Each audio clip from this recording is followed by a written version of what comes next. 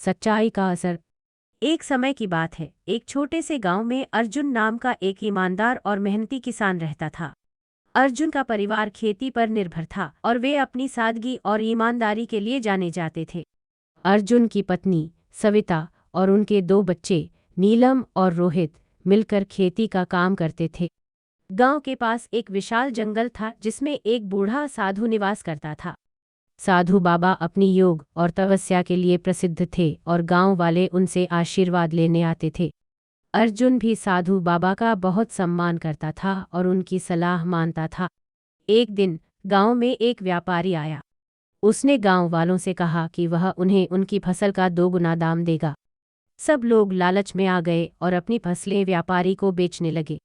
लेकिन अर्जुन को शक हुआ और उसने व्यापारी से पूछा, तुम हमें हमारी फसल का 2 गुना दाम क्यों दे रहे हो? व्यापारी ने हंसते हुए कहा, मैं तुम्हारी फसलें शहर में ऊंचे दामों पर बेचूंगा। मुझे भी फायदा होगा और तुम्हें भी। अर्जुन ने सोचा कि इसमें कुछ तो गड़बड़ है। वह साधु बाबा के पास गया और सारी बात बताई। साधु बाबा ने ध्यान लगाकर कहा, अर्जुन, सच्चाई की परख करना जरूरी है। व्यापारी की मंशा का पता लगाने के लिए तुम्हें उसकी जांच करनी होगी। अर्जुन ने साधु बाबा की सलाह मान ली। वह व्यापारी का पीछा करने लगा और एक दिन उसने देखा कि व्यापारी उन फसलों को एक गुप्त जगह ले जा रहा है। अर्जुन ने चुपके से देखा कि व्यापारी उन फसलों को खराब कर रहा था ताकि गांव वालों को नुकसान हो और वह खुद लाभ कमा सके।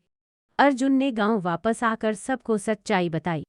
गांव वाले व्यापारी के खिलाफ हो गए और उसे गांव से भगा दिया। सब ने अर्जुन की तारीफ की और उसे धन्यवाद दिया। इस घटना के बाद गांव वालों ने समझा कि सच्चाई और ईमानदारी ही सबसे बड़ी संपत्ति है। वे अब और भी मेहनत और ईमानदारी से काम करने लगे। साधु बाबा ने अर्जुन को आशीर्वाद दिया और कहा, सच्चाई का असर हमेशा अच्छा होता है। तुमने अपने गांव की रक्षा की और सच्चाई की जीत सुनिश्चित की। और इस तरह अर्जुन और उसके परिवार ने अपनी मेहनत और ईमानदारी से गांव में खुशहाली लाई। सभी लोग खुशी खुशी और शांति से रहने लगे।